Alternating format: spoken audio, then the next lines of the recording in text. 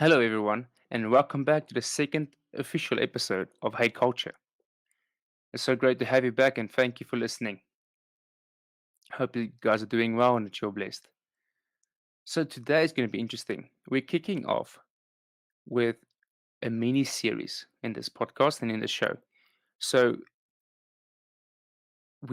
spoke about it a lot and we thought about it through and saw it important that after the introduction episode, which was our first episode, it would be important for us to do a mini series on what worldviews are. Because for us to speak about culture, to speak about different paradigms, to speak about how we are affected and how we are to navigate this world, as is the title of this episode, it's important for us to know where are we today? How did we get here?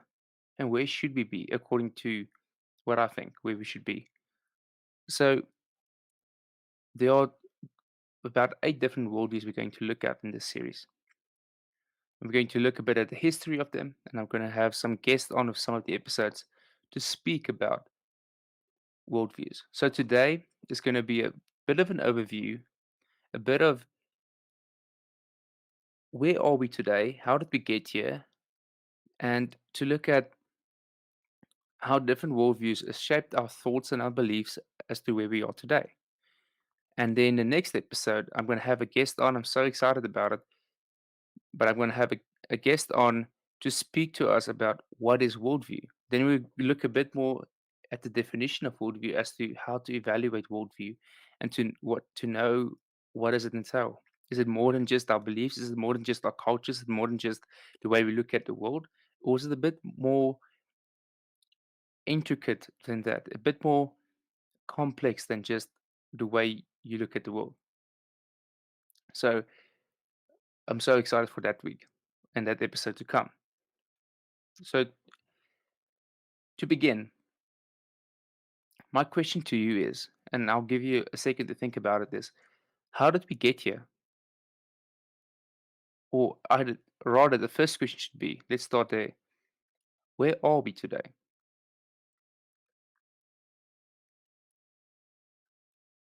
There are common phrases in our culture, and you guys must probably has heard these phrases before, or have heard these phrases before. Is there is no such thing as truth? I'm guessing everybody has heard that one. Or rather, it's more, I think, common version in which that phrase is used is the truth is relative. And I have my truth and you have your truth, so keep to yourself.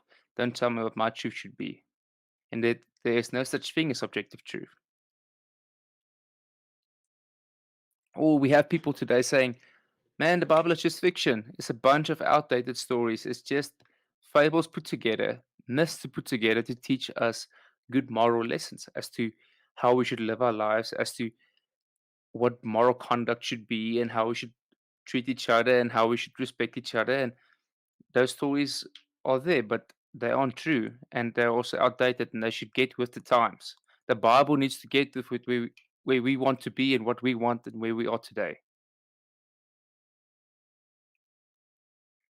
Interesting thing is to ask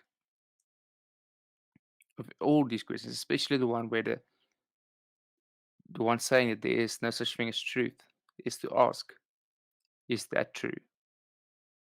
Without going too deeply into logic, see, it is an objective truth statement that the person is making to say that there is no such thing as objective truth, meaning he is saying he's making a statement that should be binding to me and other people outside of just himself or herself to say and to state that there are no statements on truths that are binding to other people outside of ourselves. The person is making a statement as binding to everyone to say that there is no statement binding to everyone. What does that mean? That means that the statement itself is self-defeating. It's like it's a snake eating its own tail and it's done with and it's gone. So it's a self-defeating statement. So the first question I would ask is that true? And later today, we will look at but what is truth and how do we define truth? And how can I just say that there is objective truth?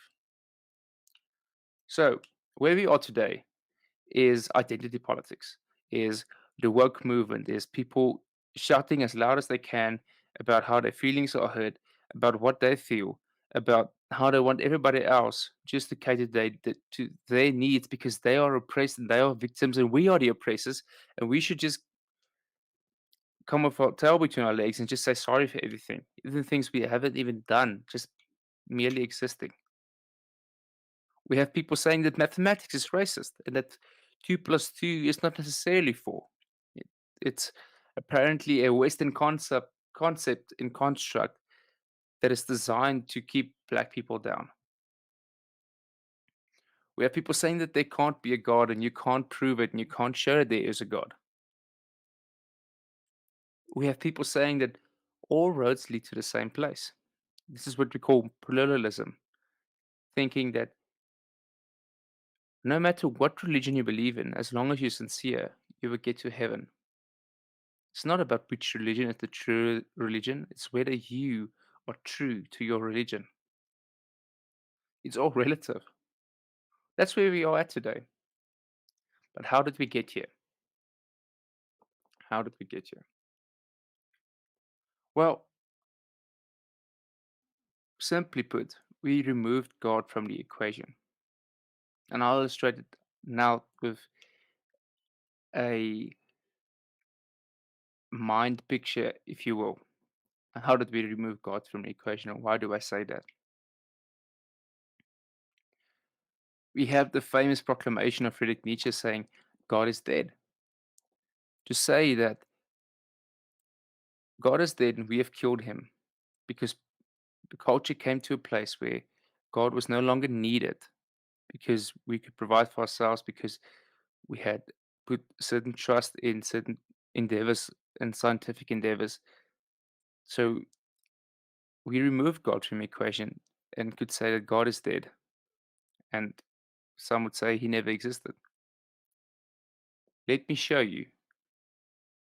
First, a really simple definition I'm going to give for worldview just for the purposes of this conversation. Because the next episode we will dive more deeply as to what worldview is and what a worldview is. But a brief summary, I would say a worldview is a culture and belief in practice, or culture and beliefs in practice. So where that which you believe in, that the things that you take part in, whether it's dancing, whether it's a braai when you're in South Africa, whether it's certain clothes you wear, whether it is you believing in God, whether it is what you believe about um, your race, what you believe about stuff like mathematics, what you believe about what good principles are, all of those things partake in what we call a worldview. Now, according to James Sire's book, Universe Next Door, there are a few questions one could ask to evaluate what a worldview is and to kind of put it into a system to understand a worldview. Now, some of these questions I'm going to quickly touch on. The first one would be, what is the prime reality in this worldview? What is the first principle? What is the biggest priority? What is basically, in Aristotle's words, the unmoved mover? Another question would be, what do we believe about the world around us? What do we believe about humanity and what do we believe humans are? Are we just part of the animal kingdom? Are we set apart? Are we some alien that came from another planet to live here? And are we just destroying the planet because we can just move on to a next planet, maybe? I don't know. What do we believe about death and life after? Is there life after? What do we believe about reasoning and knowing? Is me speaking to you now and my thoughts merely chemical combustions of atoms and in my head? Or have I some grounding, some objective foundation on which I reason, such as logic. And this is something that I have and you have within us that help us to reason and to know that isn't predetermined by just neurons firing off. What do we believe about morality? Is that right or wrong? Is that good or bad? And how can we know what is right, what is wrong? Is everything relative? Is there objective morality? And what do we believe about human history?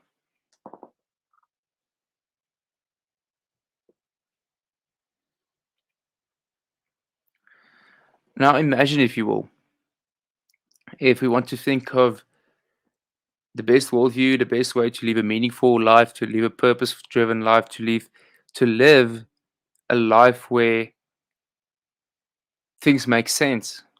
Let's imagine that that life is on the top of a hill, right? And just at a few meters in front of you, there's a slippery slope going down into a chasm,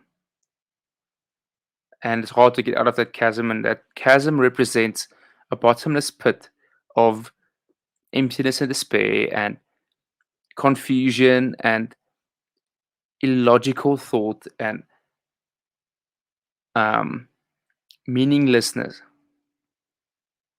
Now, I would assert that on the top of that hill, we have the worldview called Christian theism. And up until a few centuries ago, Christian theism in the West, theism, Christian theism in the West was the predominant worldview of the time. Now, during the Enlightenment, some thinkers got to the place where they reasoned that God is not personal and God is not involved in this world. He's merely an architect who has designed this world and then took a step back looking at the building, but he's no longer building in the building. He's no longer part of the building. He doesn't live in the building. He doesn't care who is in the building or who is not in the building.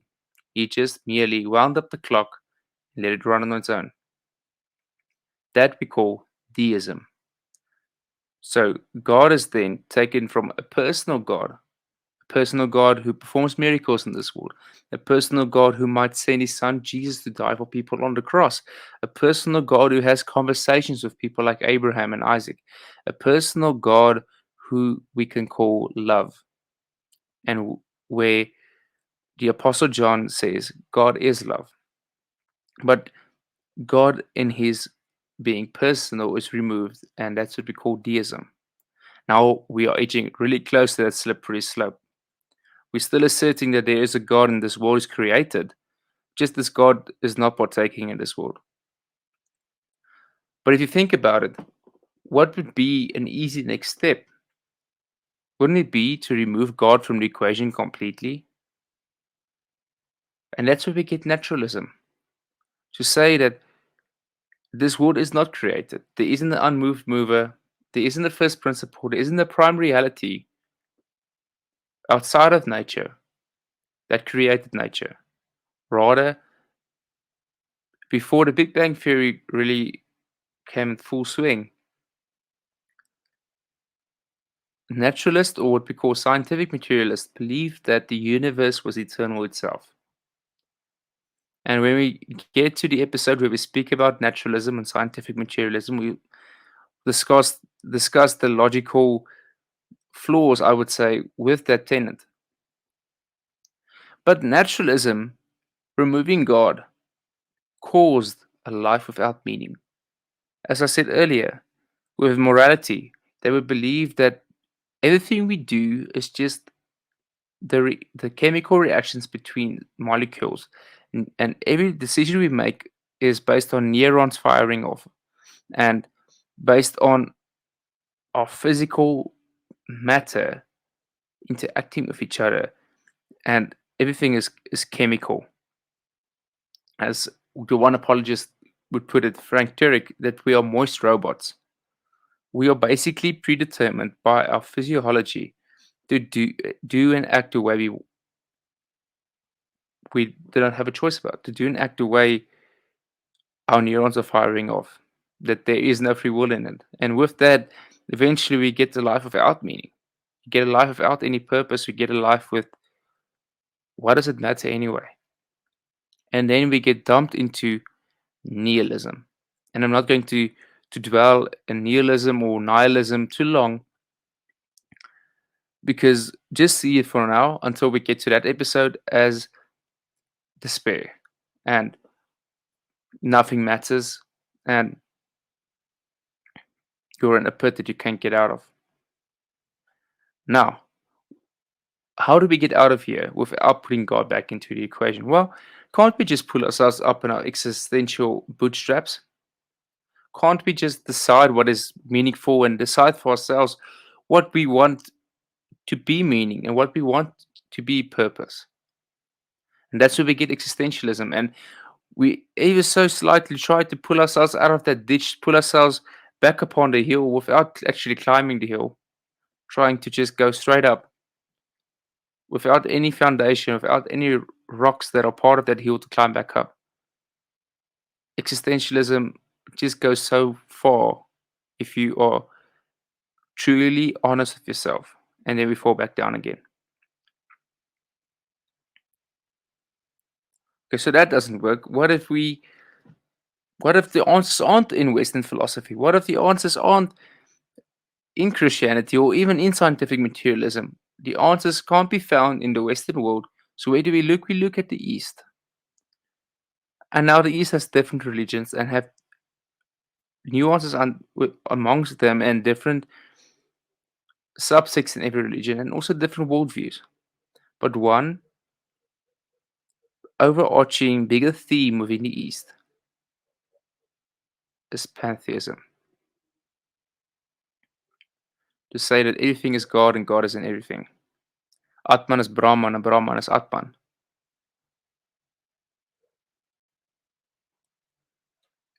And true nirvana, which is the desired state to achieve, is to come to the point of realizing that we are one with this world and we are one with each other and to achieve that true oneness. And that's where Buddhism comes in and some forms of Hinduism comes in. So what we call Eastern pantheism. Now, is the answer there?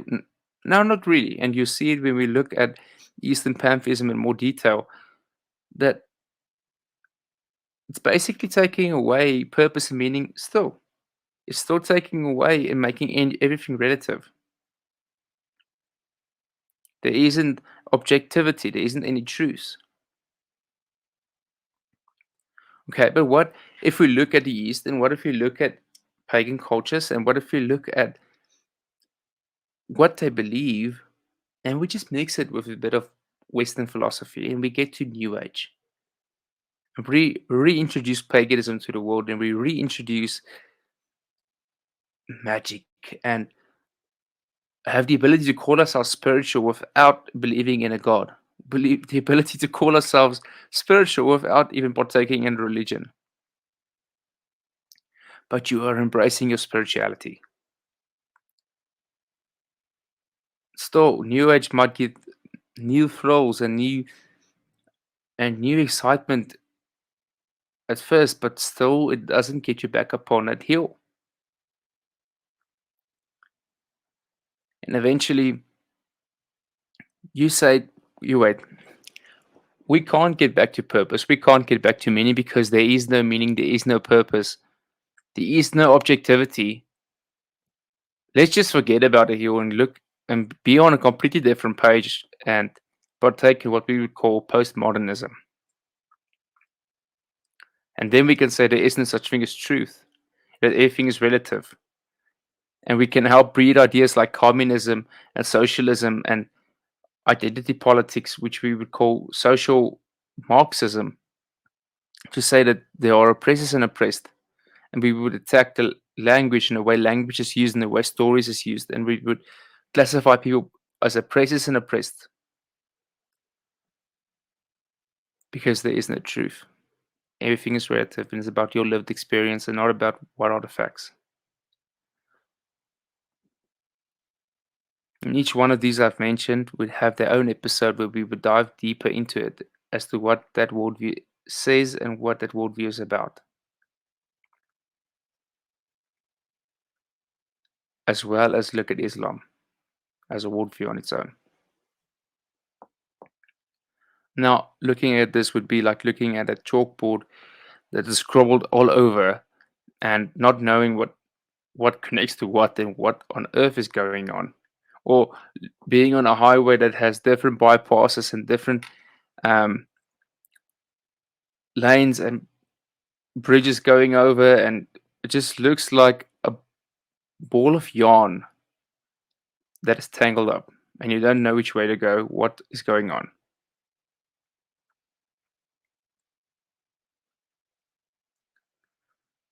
How do you make sense of it? There's this classic depiction or picture of an elephant, and then these blind men, who, or rather, either blind men or blindfolded men, around the elephant. The one is touching the tusks, and the other one is touching the ears, and one is touching the stomach, and so forth. And the one is touching the tusks says that he's actually holding a spear. He's touching a spear. And the one is touching the ears says this is some type of big fan. One is touching the stomach says it must be a wall that's in front of me. The one that is hanging by the tail was saying he's hanging by a rope.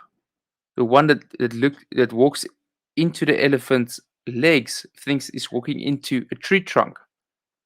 And the one that is might think that the elephant's I already said the elephant's tusk is a spear. And they would say, but look, this is a proof for postmodernism because all these people have their own perspective and none of them has an objective truth. Keep that picture in mind, but we'll get back to it later. If you don't know what I'm speaking about, you can Google this picture and you can have a look.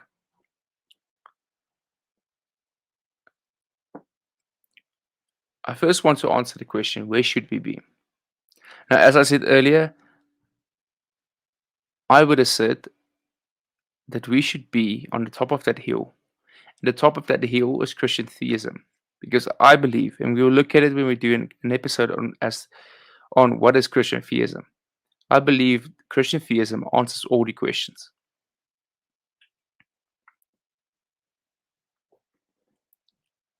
How do we get there? Well, we get there by pursuing truth. How do we get back upon the hill? Using logic. Answering the question, what is truth? And now I can answer that question and or ask you rather, think about it. What is truth? How would you define truth? And some Christians would say, well, Jesus is the truth, and that is true. I believe he is the embodiment of truth. He is divine and he is God. Or people would say the Bible is true. Yes, I believe that as well. But that doesn't tell me where I park my car when I go to the mall. I need a truth as to where did I park my car. Or it doesn't tell me what's the directions to drive to Cape Town. To give you a definition of truth, and this is called the correspondence theory, is that truth is that which corresponds to reality. And reality is that which is. That simple. To get back up on the hill, you're going to have a lot of opponents from all these different worldviews. And one of the best ways to answer their questions is with apologetics. Now, apologetics is from the word apologia, which means to make a case for. And I want to look at two arguments for God's existence from apologetics. And the first one is called the moral argument. It's to say that every law as a lawgiver, the universe as an objective moral law, thus the universe as an objective moral lawgiver. Or let me rather rephrase because I butchered that a bit. Every objective law has a lawgiver. The universe is objective moral law, thus, the universe has an objective moral lawgiver. What does that mean? It means that there are certain rights and wrongs that is believed by all of humans across the world, which makes it objective. Remember, we said earlier, it's binding over each other. And the only way that is possible is that it should have an objective grounding, and that grounding is God, who is the moral lawgiver. The second argument looks at cosmology, and this is actually called the Kalam cosmological argument. And one of the biggest proponents of this argument is a guy called Dr. William Lane Craig. The Kalam cosmological argument says whatever begins to exist has a cause. The universe began to exist, thus, the universe has a cause. And that cause, we can deduce a couple of things from it. If the universe didn't exist yet, time didn't exist, matter didn't exist, and space didn't exist. So, whatever created time, space, and matter has to be timeless because it can't be bounded by time because time didn't exist. It has to be spaceless. It can't be bound by space because space didn't exist. And it should be immaterial because it's outside of matter and outside of material, thus it can't be bound by matter. So it's timeless, spaceless, and immaterial and should be powerful. And I think there's more things that William and Craig deduces from it, but doesn't that sound like God's attributes? Timeless, spaceless, immaterial, and powerful, actually omnipotent, omnipresent,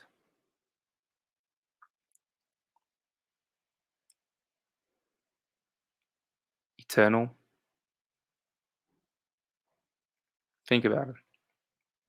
And then scripture plays a huge role in how do we get back upon that hill. But is scripture true? And that is definitely a question we're going to look at in this series and in this podcast. And if scripture is true, what does it say? Because if it's true, what it says is binding. And you're going to have to ask yourself, are you following the truth? Are you pursuing truth? Or are you merely pursuing your selfish ambitions?